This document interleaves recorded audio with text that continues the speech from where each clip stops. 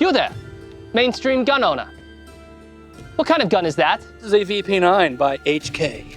That's not an HK. That's a gun that poor people can afford. Shame on you. And behold, my Arex Delta Gen 2 with epic rarity, plus 20% merchant discount, plus 15% confidence boost, and plus 15% Slavic alcohol resistance. Aren't those last two basically the same thing? Silence! You know nothing of the Slavs. You with your mid-tier, not even optic-ready striker-fired pistol. Be gone. Shame! Shame! Shame on you! Shame! Shame on you! Poor people, shame! The Delta's only been in the US since 2019, and it seems like third-party manufacturers are still waiting to see if it catches on before they're willing to make any investments. However, in the absence of fluted barrels, gutted slides, crispy triggers, and fancy frames, there are still ways to scratch that non-OEM itch, like what I've done here. And since I get a lot of questions about this particular gun, I figured we could dive in bit by bit. Seeing how this is an optic-ready pistol, let's start there. You're gonna save between 150 to 250 bucks usually over the optic-ready comparables from Glock, SIG, and Smith & Wesson, and assuming you were already gonna buy ammo and a good holster, which is a given, right? Please? Investing that money towards a nicer optic is a good start. Notice I said towards. I personally wouldn't spend any less than $250. The Holosun 507C ACSS Vulcan can be had for a little over 300 bucks, and I have a full video on it. But the ACSS Vulcan reticle, if you haven't used it, is arguably the best pistol optic reticle out there, and I strongly recommend anything with it. Now, if you want a closed emitter, which I'm really starting to like, the 509T can be had with the same reticle, but it's a bit more at 450 bucks. Otherwise, the multi-reticle EPS or the Kraken by Swamp Fox have been great in my experience. Next upgrade, the 507C is sitting on a calculated kinetics aluminum plate, and it's a big upgrade over the selection of polymer ones that come in the box with the gun. If you've ever had an optic come loose, I admit, I think it happens to all of us, maybe you'll say it never has, you've destroyed a polymer plate from the reciprocating motion of the slide as that optic racks against it. Now, a metal plate won't flex or break as easily.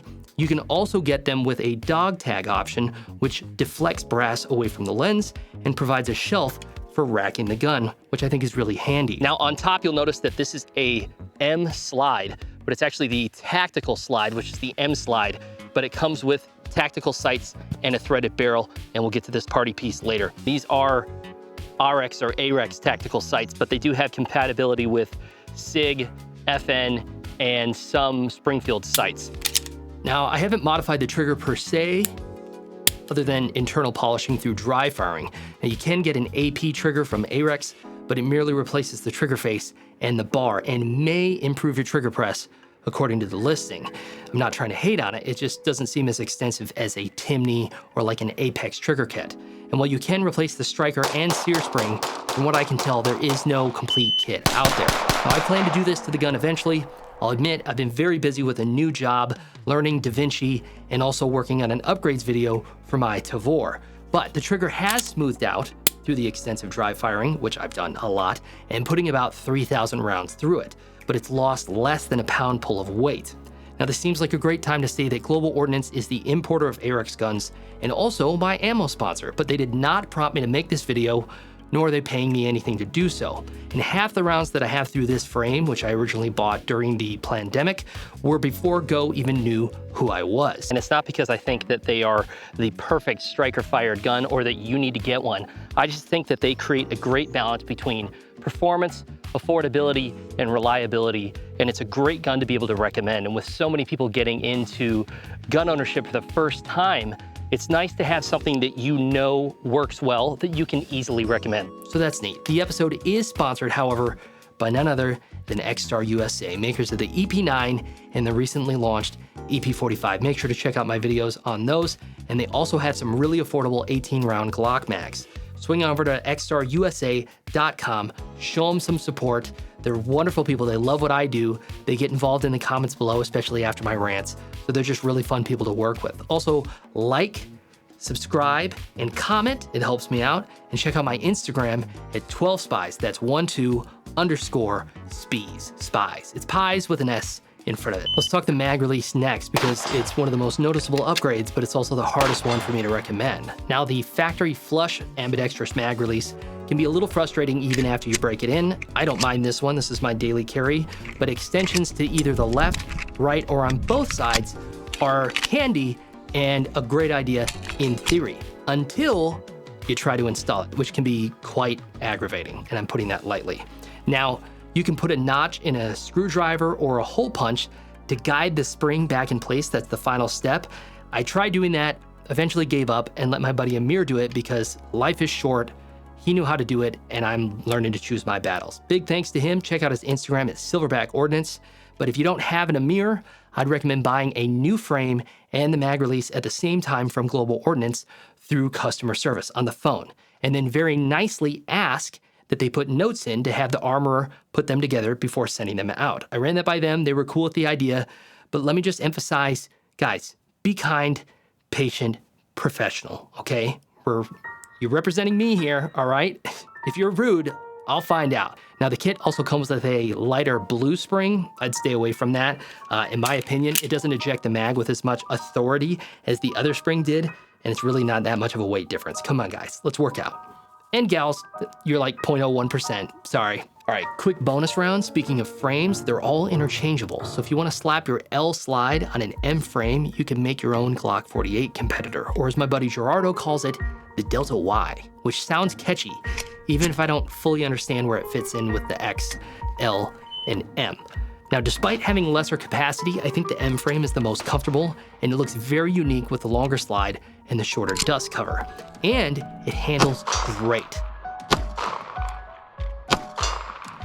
If you like the idea of a longer slide, but you want a more compact frame, I think this is a great choice. And then obviously you can still run it with an Optic, but I think it kind of looks unique and it works great with the TLR1, and then it holsters just fine. Now, for the setup that we're talking about, I have the L frame under the tactical slide, allowing the dust cover to sit under and protect the real party piece, the Faxon 513 Compensator. Now, this is originally intended for the Glock Gen 3 or 43X or their own Hellfire, which is a great gun, by the way, but it works fantastic with the Delta. I originally reached out to Faxon because I had heard that some Gen 3 Glock comps worked, but the coolest ones got really pricey. Now, these are still really cool, very well made, and they are very reasonably priced at $85, and they look great. I got this one without knowing it would work. I reached out to Faxon. I was like, hey, I love your compensators. I'd love to see how it works with the Delta lineup because there's not really a designated compensator for the Delta. They were very happy to help out. Very nice people over there. They sent it, and they were very interested in feedback too. So after I had run a bunch of rounds through it, I actually got to meet up with them at the NRA gun show, which was awesome. Got to see the rest of their lineup, got to see the Arex or the ARAK in person, which I've got a crush on, I'm not gonna lie. Now, the threading does run out just as you reach alignment, or at least it did in my case, so that's cutting it a little bit close. And yes, it would be cooler if it was flush, but I'm happy with it. Beggars can't be choosers, and more importantly, the performance is on point. It takes most of the snap out, it feels noticeably softer, and it makes for a much faster shooting gun. Now, it did come with some reliability trade-off, and so I experimented with both the 16 and 20-pound spring that come with the Delta Tactical and a couple different types of 115 and 124 grain ammo provided by Global Ordnance and True Shot Gun Club. Now, it ran very well for the most part, a few occasional failures to lock back with the 16-pound spring, and then as the gun fouled up, which happened more rapidly, almost comparable to having a suppressor on it because of the added back pressure, I had some misfeeds and stovepipes with a 20-pound spring running either type of ammo.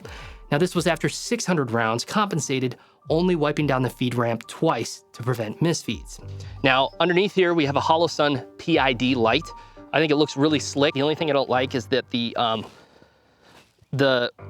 buttons are a little hard to manipulate. I wish they were easier because, you know, you don't want to be like in a situation where you need the light and it won't activate the way you want. So I can like hit, okay, now,